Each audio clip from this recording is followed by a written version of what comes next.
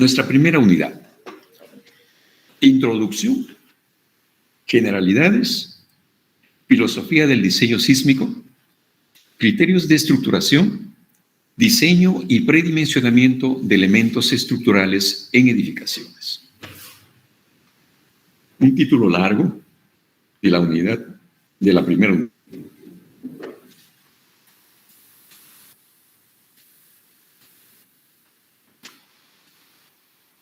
Yo les voy a alcanzar a sus correos el video de esta clase y de todas las clases. De manera que pongan atención debida al desarrollo de mi clase, que lo van a tener también ustedes en video para que lo puedan repasar.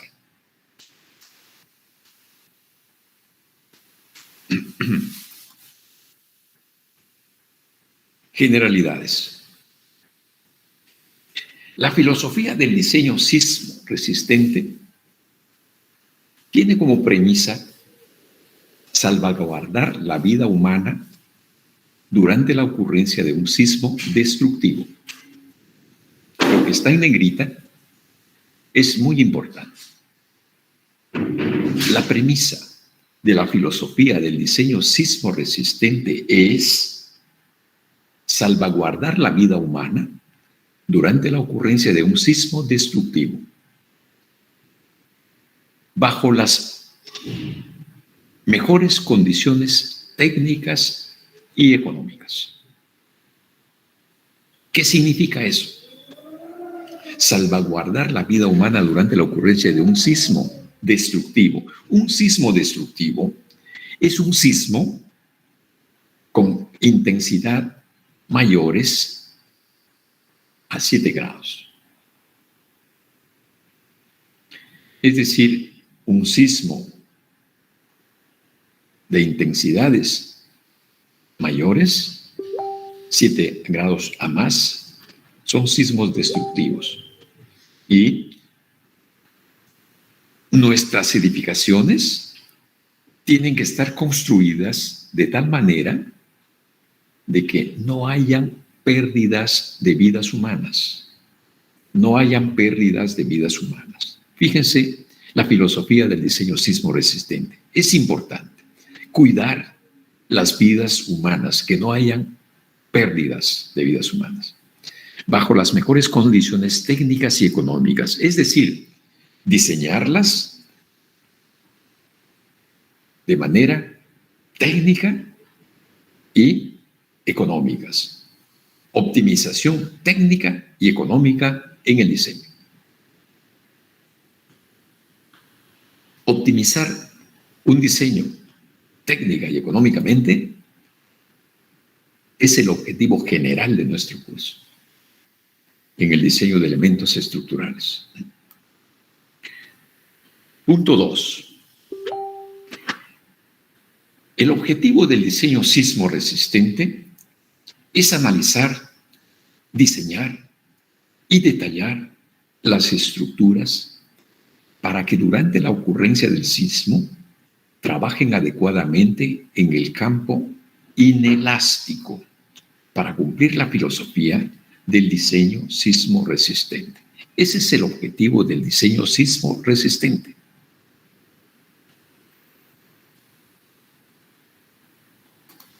Tres. El adecuado detallado de las armaduras asegura durante la deformación de la estructura disipar la energía del sismo en los elementos estructurales diseñados. Ese adecuado detallado de las armaduras, ¿qué significa? El detallado de las armaduras, nuestros elementos de diseño son en concreto armado. Y la armadura que va dentro de ese elemento, llámese viga, columna, losa aligerada, cimentación, lo que sea, tiene que estar dibujado en los planos con los detalles en la forma normativa, cómo deben ir distribuidos cada una de las partes de armadura de acero.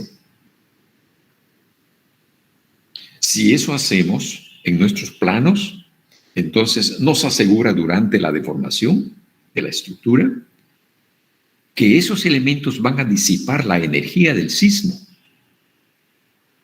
La armadura ayuda a disipar la energía del sismo que cada uno de los elementos estructurales diseñados afrontan cuando ocurra un sismo.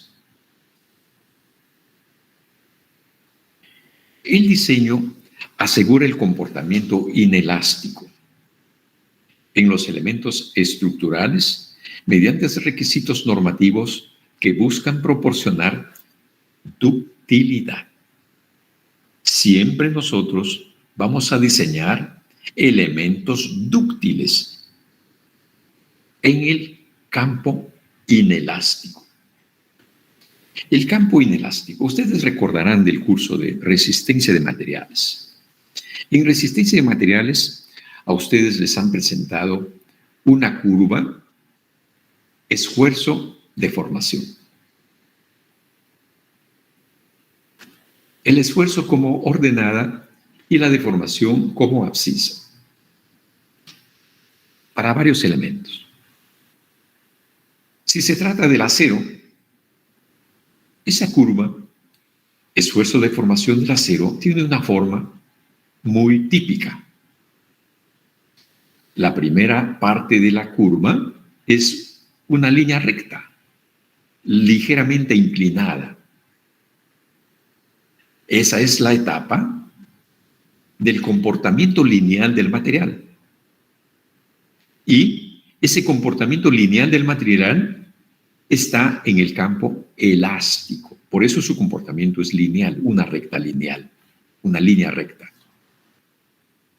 Después, cuando termina el comportamiento lineal, esa curva se vuelve casi horizontal, pero un poco sinuosa. Esa es la etapa de fluencia que decimos. A partir de ahí, de la etapa de fluencia, esa curva ya cambia su comportamiento a inelástica. O sea, incluyendo la zona de fluencia hasta la rotura, la curva ya es, el material tiene un comportamiento inelástico.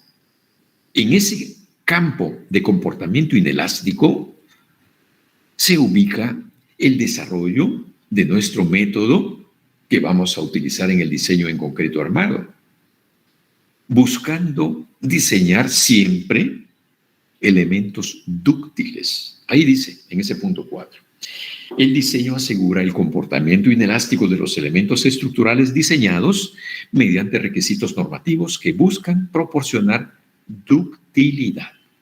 Siempre vamos a buscar diseñar elementos dúctiles, en concreto armado.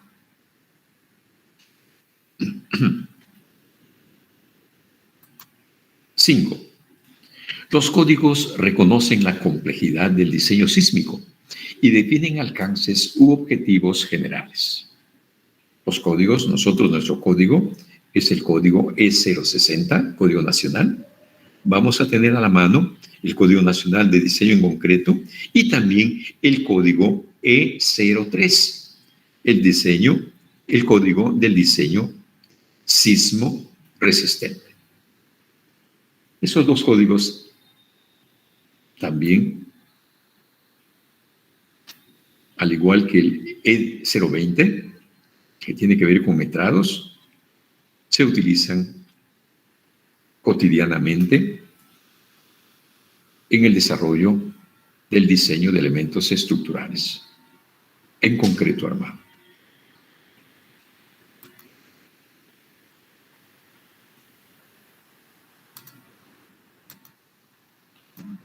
Seis.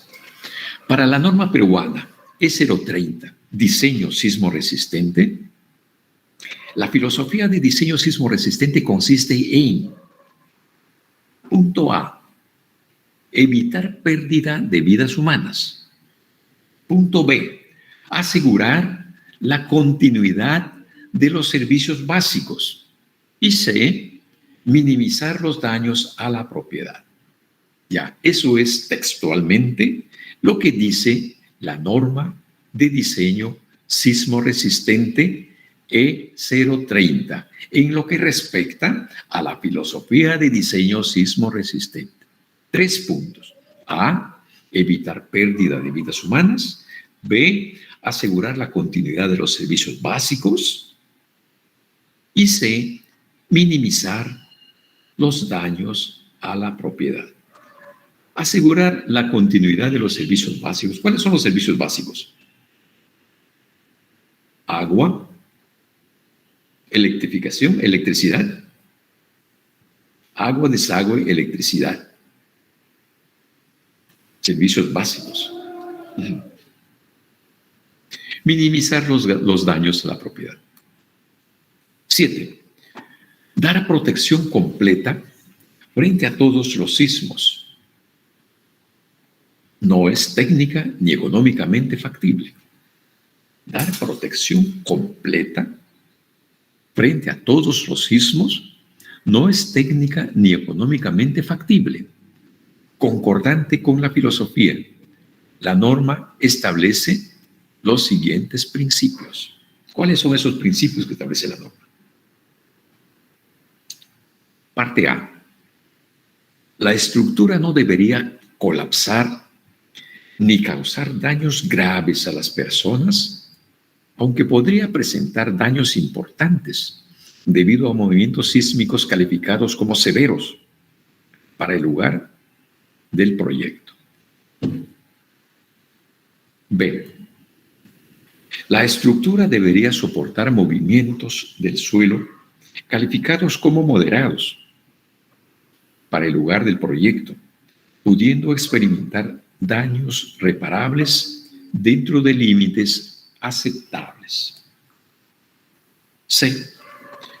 Para las edificaciones esenciales, ¿cuáles son las edificaciones esenciales? La tabla número 5 de la norma E030 nos va a especificar cuáles son esas edificaciones esenciales. Ahorita les presento más adelante la tabla número 05. Definidas en la tabla 05, las edificaciones esenciales, se tendrán consideraciones especiales orientadas a lograr que permanezcan en condiciones operativas luego de un sismo severo.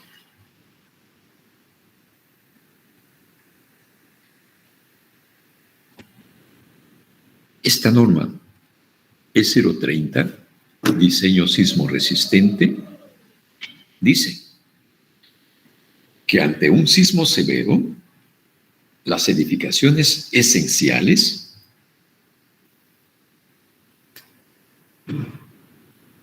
deben permanecer en condiciones operativas luego de ocurrir un sismo severo. Entonces, es importante identificar en la tabla 5 de la norma E030 cuáles son esas edificaciones esenciales.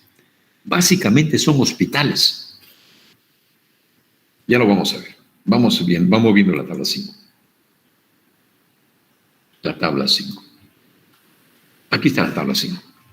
Está muy chiquita, la vamos a agrandar.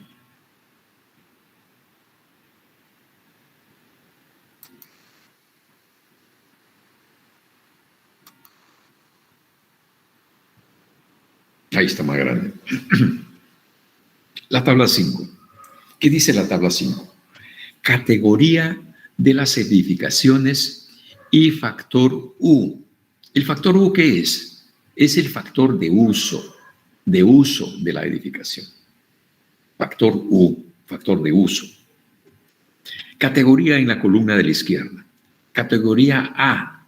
En la categoría A están las edificaciones esenciales. En la categoría B, las edificaciones importantes. Y en la categoría C, las edificaciones comunes. Cada una de ellas tienen un trato diferenciado en el diseño de edificaciones, tomando en cuenta el efecto sismo resistente.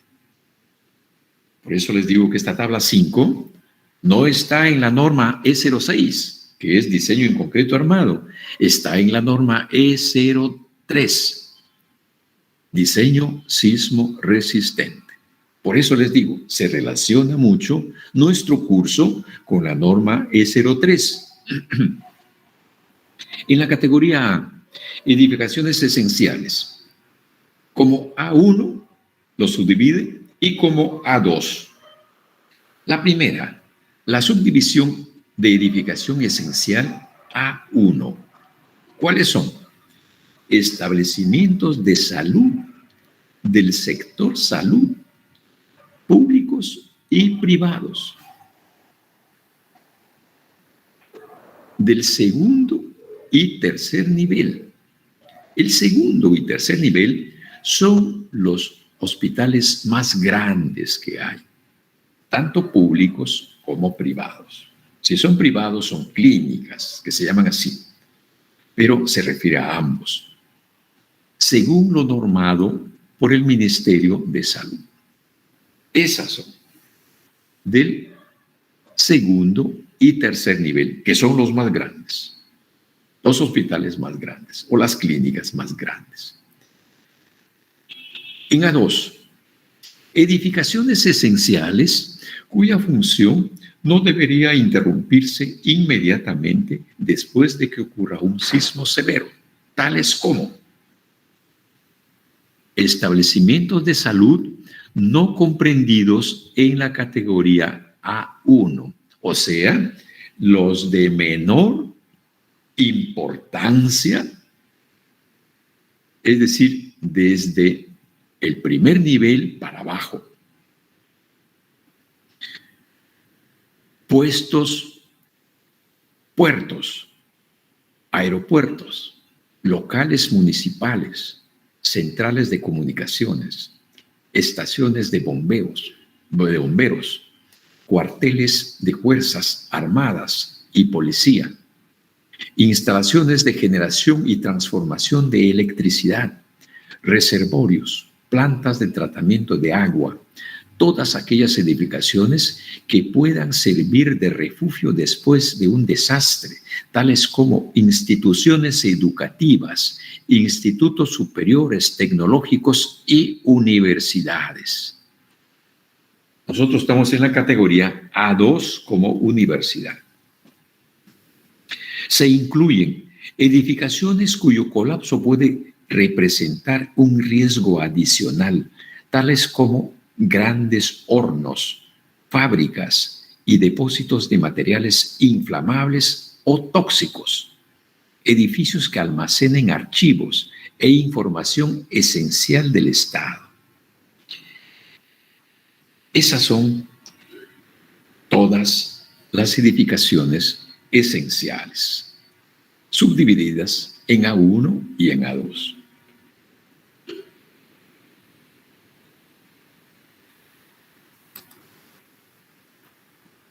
Vuelvo a mi diapositiva anterior.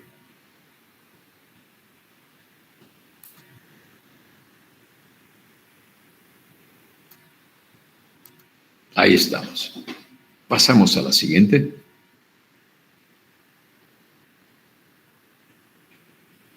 Ocho. La elaboración de un espectro de diseño, entre paréntesis, coeficiente sísmico C. Al espectro de diseño se le identifica con el coeficiente sísmico C. Determina el coeficiente con el cual se diseñan las estructuras, buscando lograr un comportamiento elástico durante los sismos leves, cuya frecuencia de ocurrencia es alta. Sismos leves ocurren a cada momento, a veces ni lo sentimos. Y un comportamiento inelástico durante sismos severos, cuya probabilidad de ocurrencia es menor. Un sismo de 7 grados no ocurre en cualquier momento, muy esporádicamente. Por eso, su probabilidad de ocurrencia es menor. En cambio, los sismos leves ocurren en cualquier momento y a cada rato durante el día. Muchas veces no sentimos porque estamos en actividad. Entonces, ¿qué sucedería si no tomamos en cuenta ese espectro de diseño, coeficiente sísmico C? Si no tendríamos en cuenta el coeficiente sísmico C o espectro de diseño cuando nosotros proyectamos una estructura. Tendríamos que diseñar para la ocurrencia del sismo más severo, 9 grados y hasta más de 9 grados. Entonces, nuestros elementos estructurales, llámese vigas, columnas, losas aligeradas, cimentación, el resultado de eso sería el diseño de elementos gigantes, gigantescamente dimensionados para un sismo de grado 9, 8, 9, lo cual sería muy antieconómico para que de repente no ocurran en el lapso de 100 años, de 200 años, de 400 años, en el lugar donde estamos proyectando la estructura o el edificio. Por esa razón es que surge la elaboración de un espectro de diseño o coeficiente sísmico C. Así se lo denomina, coeficiente sísmico C, que determina el coeficiente con el cual se diseñan estructuras, buscando lograr un comportamiento elástico durante los sismos leves, cuya frecuencia de ocurrencia es alta, y un comportamiento inelástico durante sismos severos, cuya probabilidad de ocurrencia es menor. 9. El diseño ya no resulta ser un cálculo matemático exacto, sino un arte, donde los números sirven en forma relativa, interesando más los conceptos de comportamiento y los tipos de falla, antes que los cálculos exactos. 10. En las regiones sísmicas es de gran importancia que la forma estructural esté orientada hacia un buen comportamiento sísmico. En este objetivo, tanto arquitectos como ingenieros deben actuar en forma coordinada, ya que un ingeniero estructural no podrá hacer que una forma estructural pobre, se comporte satisfactoriamente durante un sismo. Fundamental el punto 10. La coordinación, la estrecha coordinación que tiene que haber en el diseño de un edificio entre arquitecto e ingeniero es tal con el fin de lograr diseñar estructuras con forma estructural no pobre, sino que satisfaga las expectativas durante la ocurrencia de un sismo. ¿Por qué? Vamos a ver más adelante de qué manera se tiene que definir esa arquitectura. La distribución simétrica es fundamental para el diseño de los elementos en concreto armado, de tal manera que tengan un comportamiento adecuado ante la ocurrencia de un sismo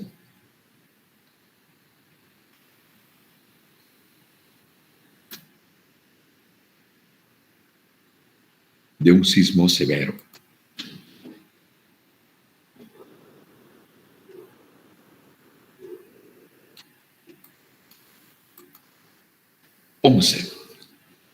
Conclusiones. 11.1.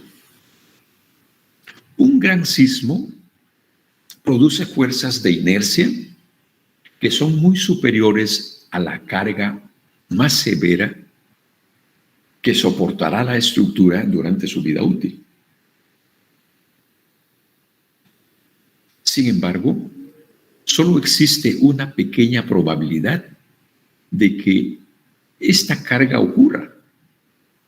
Y más aún, en el caso que ocurra, la duración de esta carga es pequeña.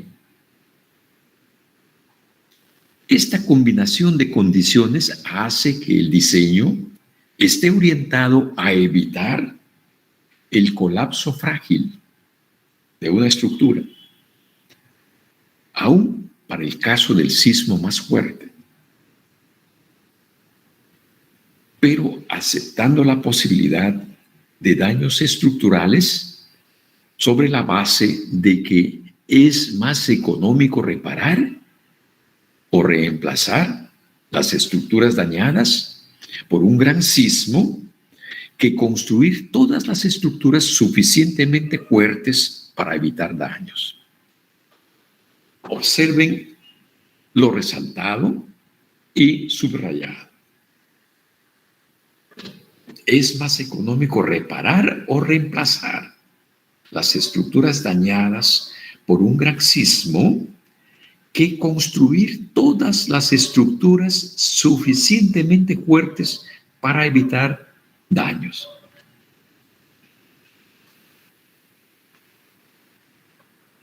El numeral 10 con el 11 están muy relacionados. 11.2. Este concepto de diseño presenta un reto al ingeniero estructural. ¿Cómo diseñar una estructura económica que sea susceptible de dañarse en un gran terremoto, pero cuyo colapso esté controlado de manera de evitar pérdida de vidas humanas? Eso es el reto del ingeniero estructural. 3. El cuidado, tanto en el diseño y detallado como en la construcción, son fundamentales para obtener una estructura sismo resistente adecuada. No descuidar ninguna de estas partes. Diseño, detallado.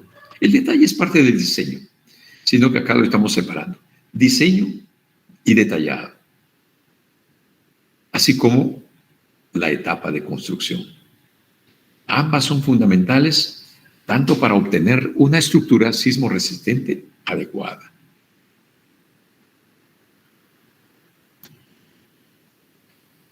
Fallas más comunes debido a sismos.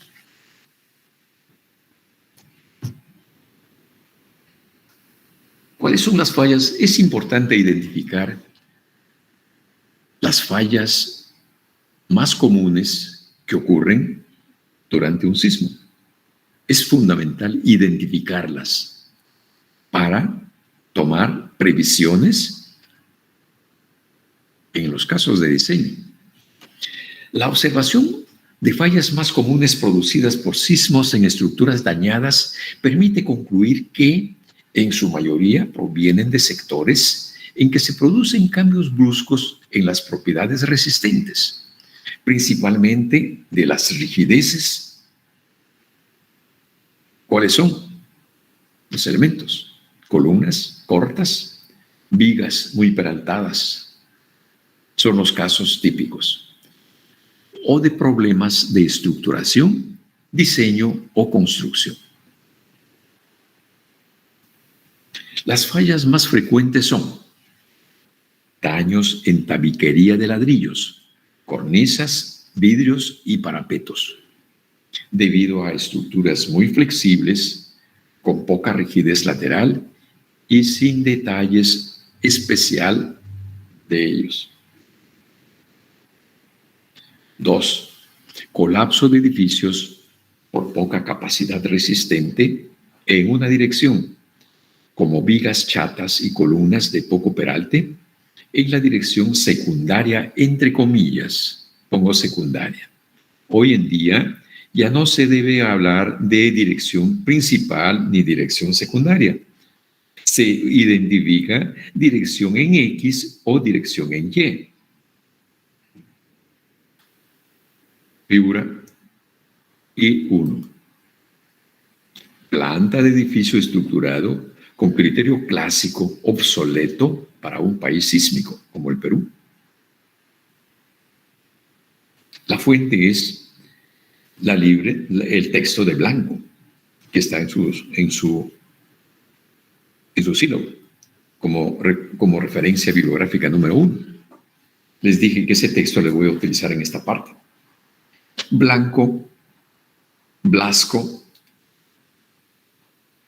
su obra es Estructuración y Diseño de Edificaciones de Concreto Armado.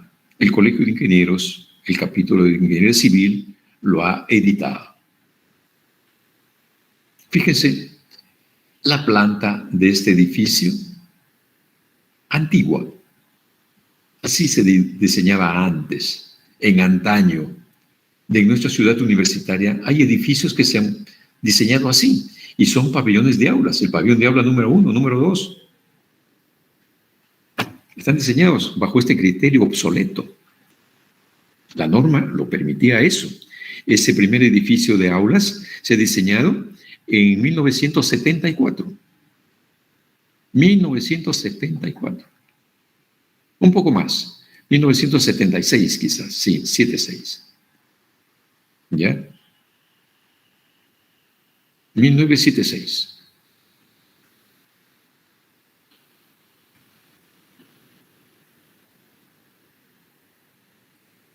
¿Cuál es el defecto acá? Poca capacidad resistente en una de las direcciones. Miren, nosotros vamos a hablar como es debido. La dirección Y, donde estoy moviendo mi cursor, y la dirección X.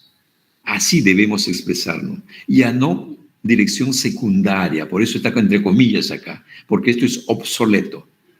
En la dirección X y en la dirección Y. La dirección portante es la dirección Y. Y la no portante es la X. En la Y tenemos, miren la dirección de las columnas. Cada punto en negrito es la representación de una columna. Miren el peralte de la columna. El peralte mayor está en la dirección Y. Entonces, la capacidad resistente ante la ocurrencia de un sismo en esa dirección Y la va a absorber las columnas. Porque tienen, miren el valor de H, altura, y B es la base por altura, B por H. El momento de inercia de la sección de esta columna, ¿cuál va a ser? El momento de inercia de una sección rectangular, B, H cubo sobre 12. ¿No es cierto? El momento de inercia, ¿qué implica? El momento de inercia es sinónimo de rigidez.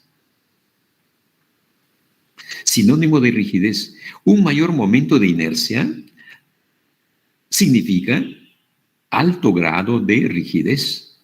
¿En qué dirección está esa? En Y.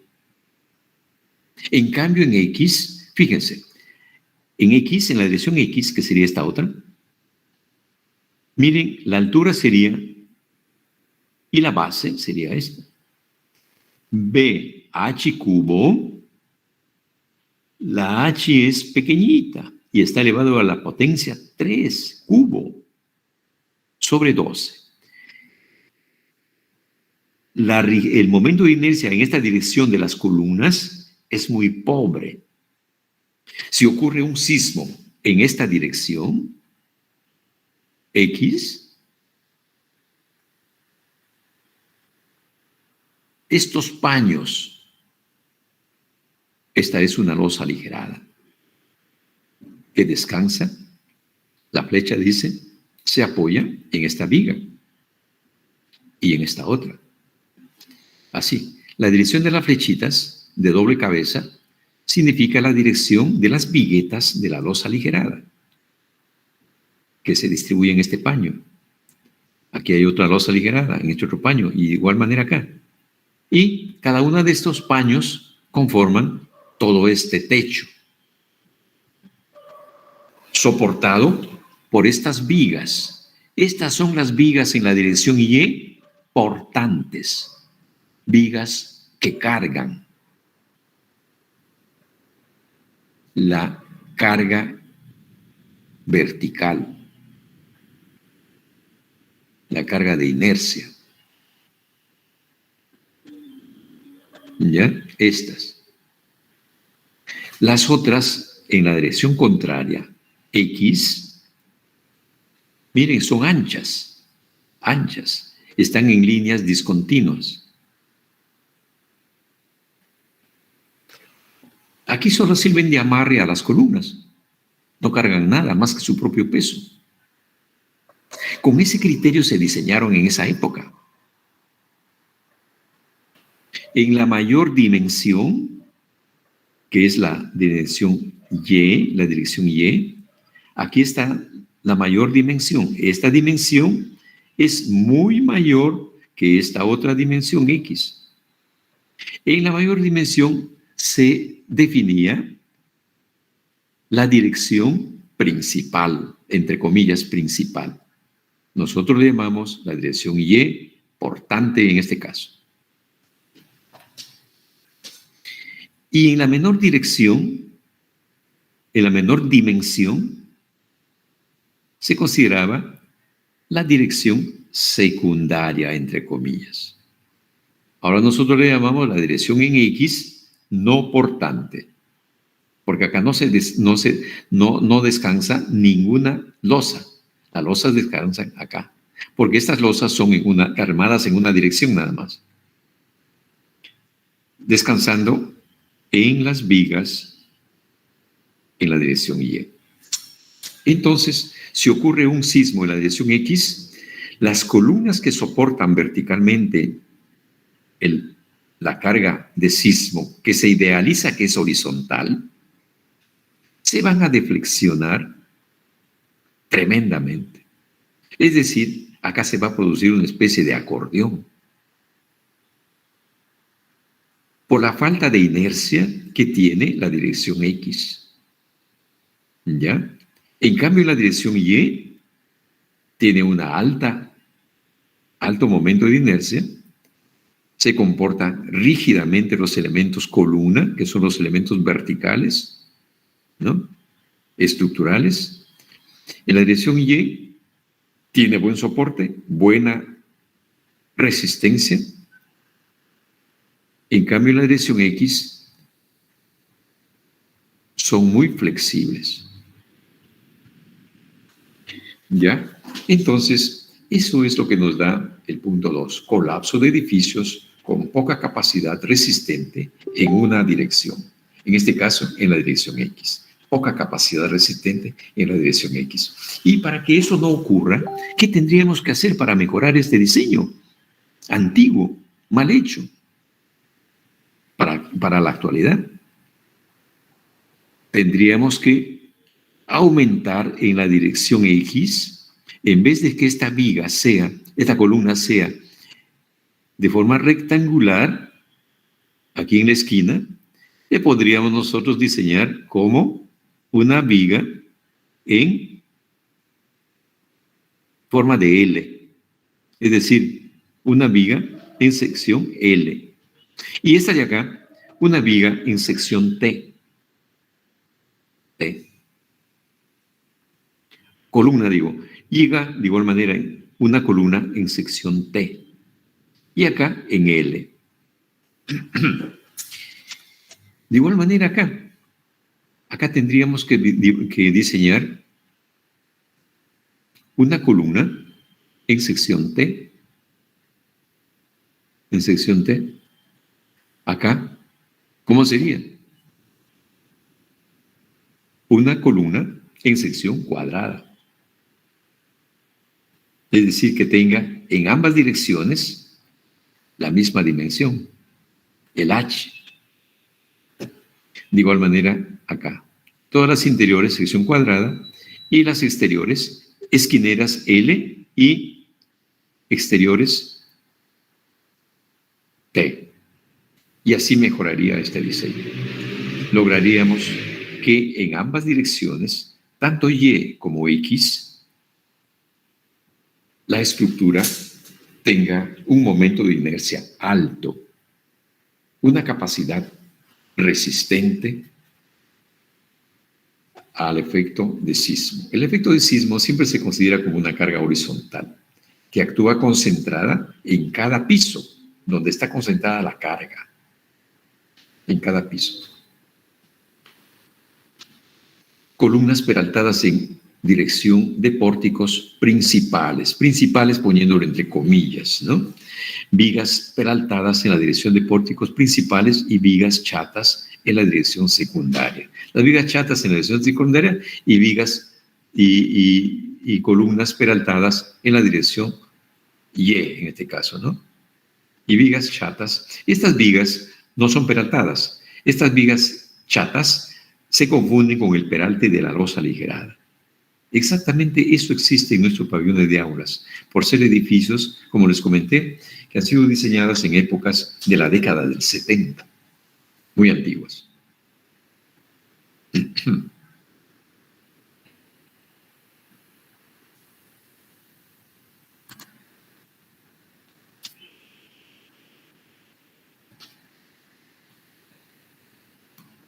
Tres, columnas colapsadas en edificios aporticados con vigas mucho más resistentes que las columnas. Con vigas muy peraltadas se consigue tener mayor rigidez lateral, pero si las columnas son mucho más débiles que las vigas, se forman rótulas plásticas en sus extremos, antes que en el extremo de las vigas, formándose mecanismos con gran deformación lateral, originándose fallas irreparables. Para que lo entiendan esta parte. Las llamadas rótulas plásticas. Ustedes se preguntarán, ¿no lo han entendido eso? ¿Qué son las rótulas plásticas? Cuando tenemos un pórtico, columna, viga, columna,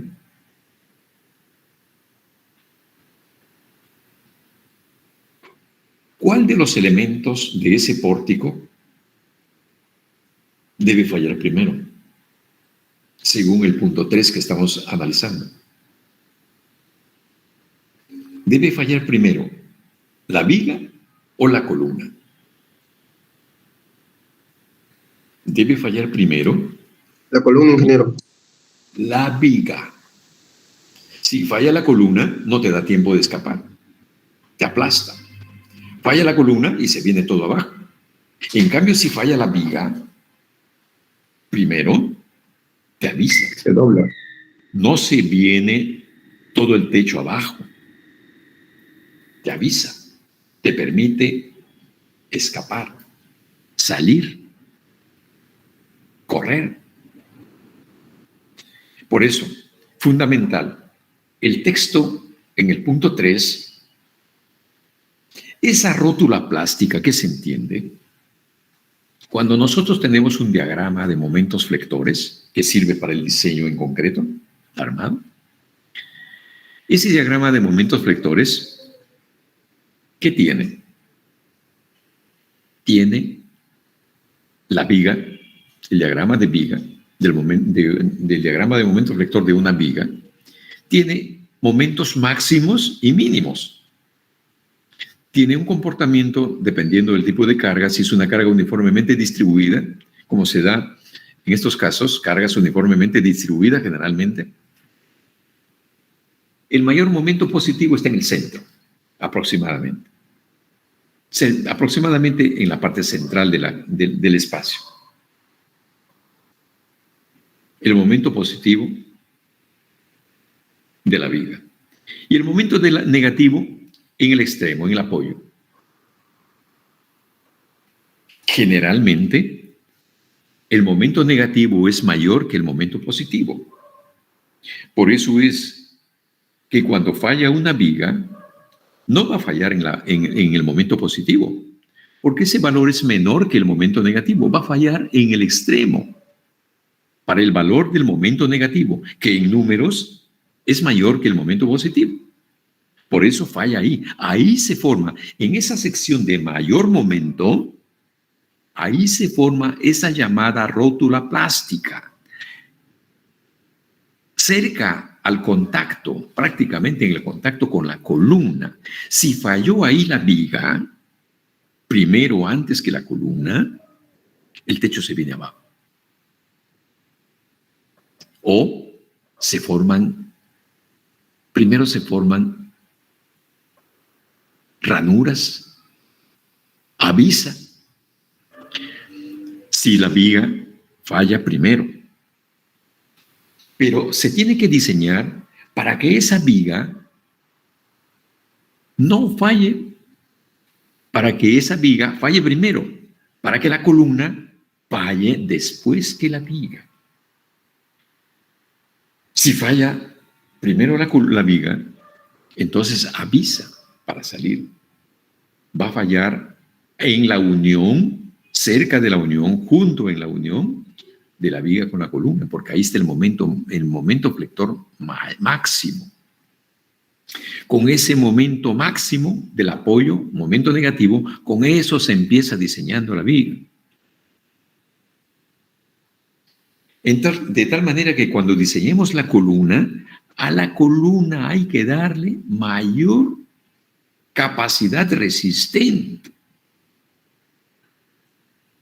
De tal manera que falle primero la viga. Que la rótula plástica no se presente primero en la columna, sino que primero aparezca en la viga.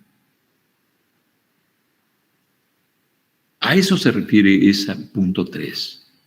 Columnas colapsadas en edificios aporticados con vigas mucho más resistentes que las columnas. Es decir, primero falla la columnas colapsadas antes que las vigas más resistentes. Con vigas muy peraltadas se consigue tener mayor rigidez lateral, pero si las columnas son mucho más débiles que las vigas, se forman rótulas plásticas en sus extremos, antes que en los extremos de las vigas, formándose mecanismos de gran deformación lateral, originándose fallas irreparables y pérdida de vidas humanas, que es lo más grave. ¿Ya? 4. Edificios con asimetría en planta. Edificios con asimetría en planta. Un edificio con asimetría en planta, por decir, es un edificio como los que tenemos en la ciudad universitaria. Los pabellones de aulas tienen una forma de Z en planta. Pero cuando eso ocurre, como se ha dado en la ciudad universitaria, se aíslan cada bloque. Esos edificios de aulas en nuestra ciudad universitaria están aislados en 3 bloques. 2 bloques de aulas largos, los más grandes, y ese bloque transversal pequeño que estaban proyectados para servicios higiénicos, que los han cambiado de uso al final. Creo que de nuevo le están dando ese carácter de servicios higiénicos. Si se reanudan las clases presenciales el próximo ciclo, vamos a verificar si es cierto. Los han independizado en 3 bloques, que eso es lo que se hace. Eso es lo correcto. De tal manera que cada bloque trabaje de manera independiente cuando ocurre un sismo. Dice, edificios con asimetría en planta, elementos estructurales dispuestos asimétricamente o elementos de tabiquería también asimétricos que cambian el comportamiento de la estructura aparentemente simétrica sin considerar la influencia de los tabiques. La asimetría en planta entonces es negativa. La asimetría en planta es negativa. Debemos buscar diseñar edificios simétricos en planta. cuando hay el caso de un terreno con forma de L, de Z, ¿qué tenemos que hacer? Independizar en bloques para tener en cada bloque una simetría en planta. Columnas falladas por efecto de tabiques de ladrillos, con ventanas altas y que forman las llamadas columnas cortas.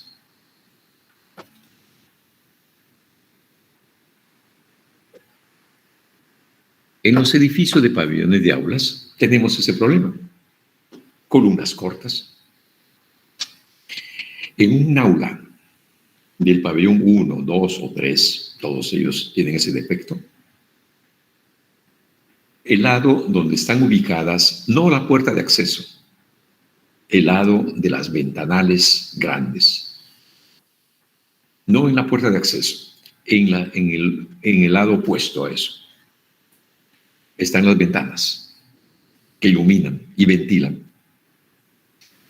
Son ventanales muy exagerados, que la altura del muro está pues ahí aproximadamente a 1,50 m o a 1,20 m, que es menos, 1,20 m quizá.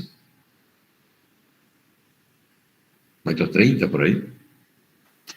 A esa altura, 1,30 m, se van a formar las columnas cortas. Es decir, cuando se presente un sismo, ahí, en esa sección, falla la columna. Las columnas falladas por efecto de tabiques de ladrillo. Ese es un tabique de ladrillo con ventanas altas y que forman las llamadas columnas cortas. Eso, ahí se producen fallas comunes debido a sismos. Son lugares muy críticos cuando ocurra un sismo. No nos debemos colocar cercanos a una columna corta, porque ahí falla la columna. 6. Edificio con abertura muy importante en las losas de los pisos y que ocasiona un comportamiento no unitario de la estructura. Casos de edificios con puentes que unen dos zonas de una planta o con losas que no permiten aportar rigidez para considerar la existencia de un diafragma rígido. La figura 1.2 nos explica este punto 6. Ahí tenemos. Miren, la planta de este edificio. Esta cintura en planta, todo esto es luz libre, todo esto es caja libre, de ambos lados, hace que tremendamente frágil esta especie de puente entre estos dos bloques, este bloque y este otro bloque. Rompe la rigidez de la losa. Esta es la losa. Esta toda debería ser la losa, que lo idealizamos con un comportamiento de diafragma rígido. Pero esta especie de puente, esta abertura acá, rompe el efecto de diagrama rígido, a ambos lados. Blanco. La fuente es el ingeniero Blasco Blanco. Estructuración y diseño de edificaciones en concreto armado.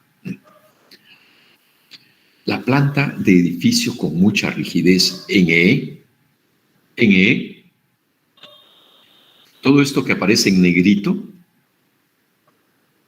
significa muro de concreto armado. De igual manera acá,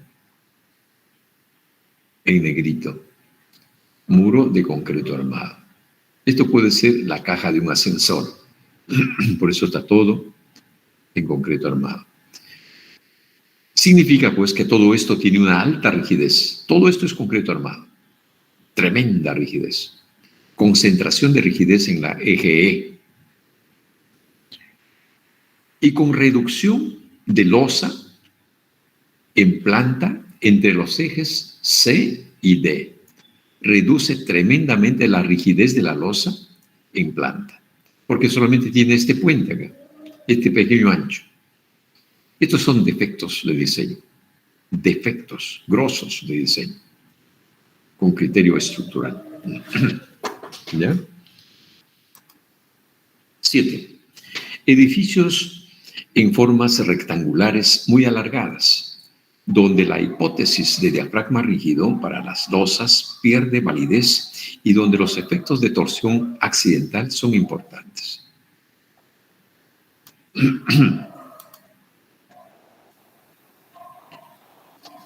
8.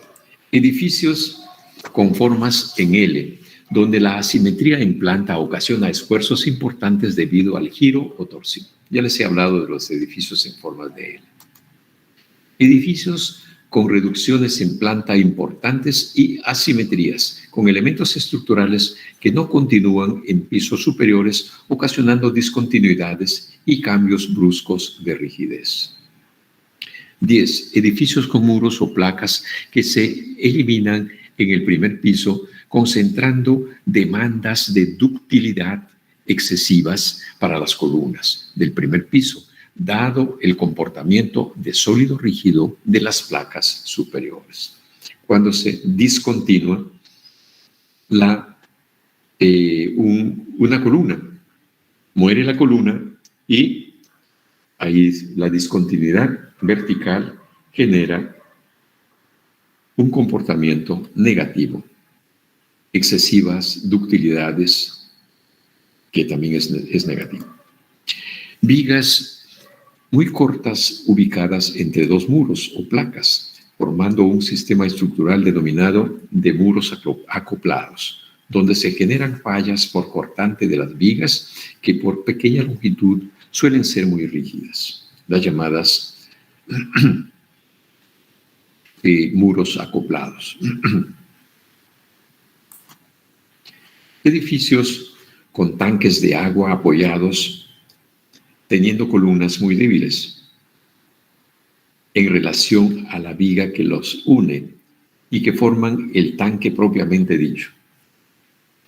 En muchos casos, adicional a este problema, se tiene el ocasionado por la existencia de columnas que nacen en las vigas de la azotea, las cuales no fueron diseñadas considerando el efecto del sismo vertical. Cuando a veces se quiere improvisar un tanque elevado, a veces se colocan columnas en media viga, en el tramo de la viga, para apoyar al tanque elevado.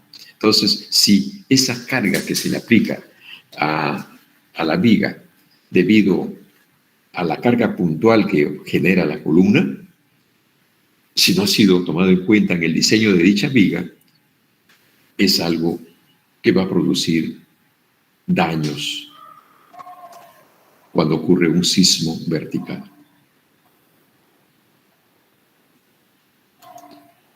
Los puntos que vamos a ver a continuación ya es otro tema, criterios de estructuración y diseño, ¿ya? Criterios de estructuración. Hasta acá creo haber llegado, la diapositiva 13. A partir de la diapositiva 13 vamos a continuar la próxima clase. Voy a pasar lista. Si no hubieran preguntas, jóvenes, voy a pasar lista. ¿Algo? Wilson Campos, ingeniero, buenas tardes. Wilson, ¿cómo estás? ¿Qué tal? A ver, tu pregunta, Wilson.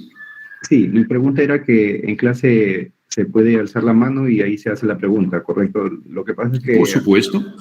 Tenemos varios recursos para poder participar en clase, levantando la mano, utilizando el chat, o sí, básicamente es mejor levantar la mano para no interrumpir la clase. Entonces yo reviso, solamente que hay un detalle, ¿no? Yo acostumbro dictar mi clase con pantalla completa. Ustedes habrán visto cuando yo comparto mi pantalla, yo comparto pantalla completa, de tal manera que el alumno pueda visualizar de mejor forma mis diapositivas. Esa es la intención. Sí, si la hago con pantalla compartida, ya no es igual, se ve chiquito, ¿no? Entonces, yo al compartir mi pantalla completa, no veo la levantada de manos, ¿no? Entonces, por eso, verbalmente me pueden hacer la pregunta, ¿no? Verbalmente me pueden hacer. Eso es más directo, por esa incompatibilidad que hay. Si yo comparto, no pantalla completa, ustedes van a tener dificultad en ver mis diapositivas porque se ve chiquita las letras, ¿no? Por esa razón. A ver, acá hay creo que hay una intervención en el chat. El teléfono de Wilson No, Campos. sí, ese era para que nos agreguen en el grupo porque no nos habían agregado. ¿No estás en el grupo? No, en el grupo de WhatsApp que habían creado. Ya. Sus compañeros, ¿no? Sí, Ya. sí. Correcto. Ya. A ver, yo le doy acá también les he ofrecido dar mi celular.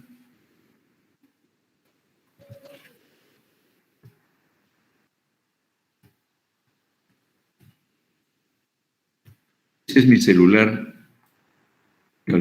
Cualquier comunicación por WhatsApp se puede hacer con ese celular.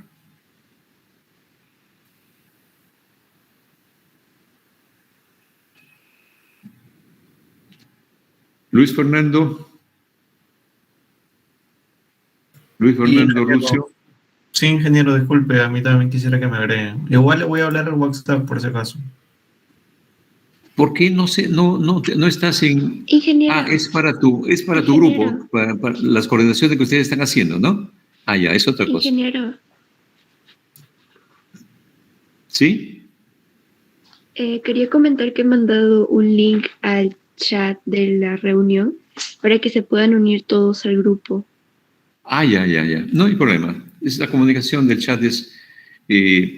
yo a leer, por eso tienen que ser un poquito más específicos, ¿no? Saber a quién se están dirigiendo. Yo al abrir el chat, ahí, si hablas, ahí por decir en el caso de Elmer Chavesta, ahí está el link, Lucio.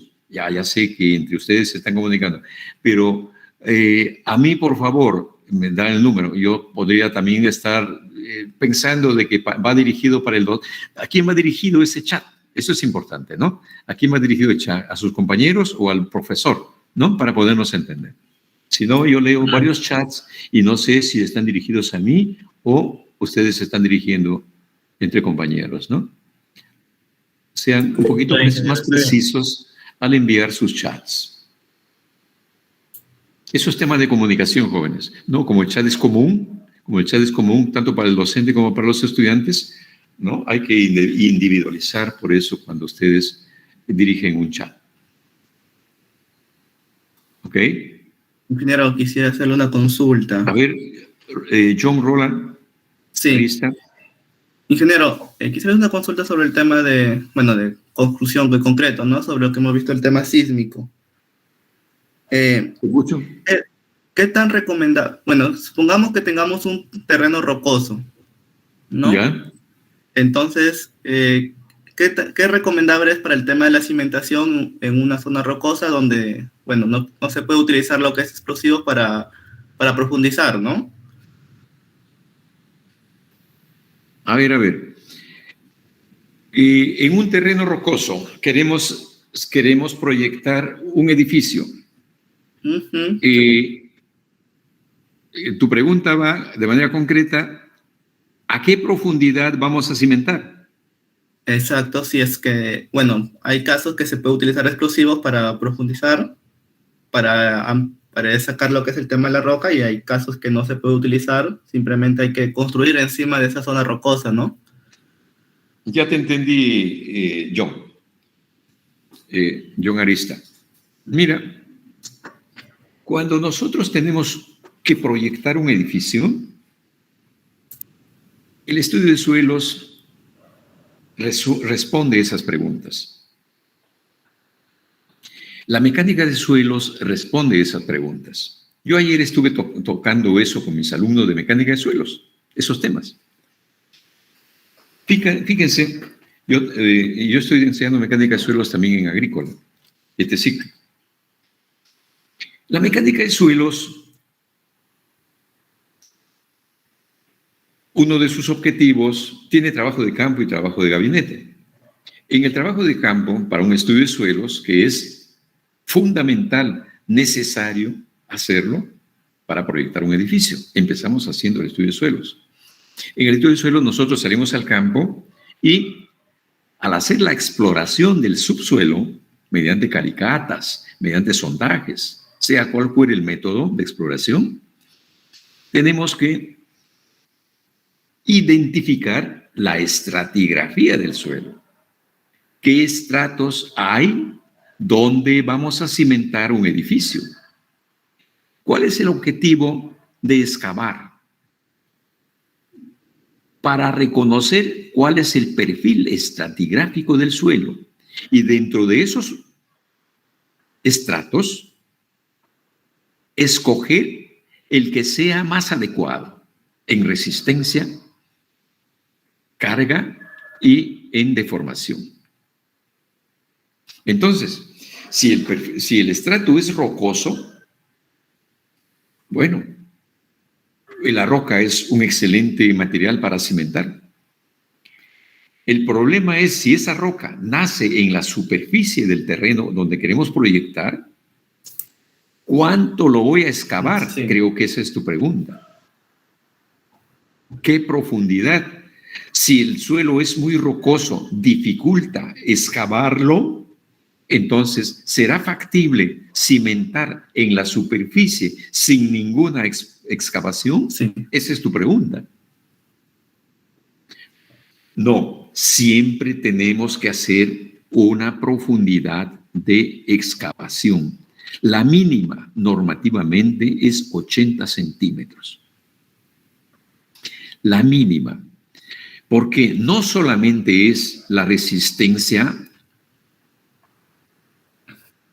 vertical por carga muerta y carga viva, que es carga de inercia. No solamente es eso. En una estructura también intervienen el viento o el sismo. Se define el que sea mayor en la zona del proyecto. O es el viento o es el sismo. Entonces, como hay esas cargas se idealizan como que actúan de manera horizontal en cada piso, en el nivel de cada piso. Por lo tanto, generan un efecto de volteo. Para evitar el volteo, es que la norma nos dice mínimo 80 centímetros. De tal manera, no se puede cimentar a ras de suelo. Normativamente no. De cualquier forma, hay que profundizar un mínimo normativo que es 80 centímetros. Y si ese edificio es de una altura mayor, varios pisos, necesariamente tiene que cimentarse a mayor profundidad, porque 80 centímetros no es nada. El momento de volteo en un edificio alto es un valor importante, que o con el viento o con el sismo, el edificio se podría voltear si no tiene una profundidad de anclaje, de empotramiento suficiente en el subsuelo. ¿Conforme yo, Rolando? Sí, ingeniero.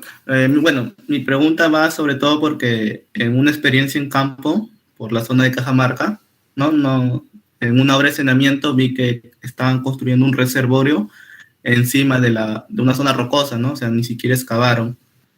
Y esa fue mi duda, pues, ¿no? Mi pregunta que tenía hacia usted. Era un reservorio de 15 metros cúbicos para un centro poblado en una zona rocosa. Y bueno, no hicieron ningún tipo de excavación, sino la construyeron encima de esa zona rocosa. Bueno, me imagino que la diferencia también de un edificio y un reservorio es que en el edificio hay carga. Claro, pero de todas maneras, ese reservorio debería tener un mínimo anclaje en el suelo de cimentación, en este caso un suelo rocoso, ¿no? Sino que a veces el facilismo, pues, ¿no? Y el quien la ha proyectado no ha tomado en cuenta esos detalles. Claro, sobre todo Entonces, más el tema en esa obra era porque el contratista no quería gastar en explosivos, que en ese caso sí se podía utilizar, ¿no? Solamente quería avanzar y, ¿cómo se dice?, economizar. así es. pero para eso está la supervisión.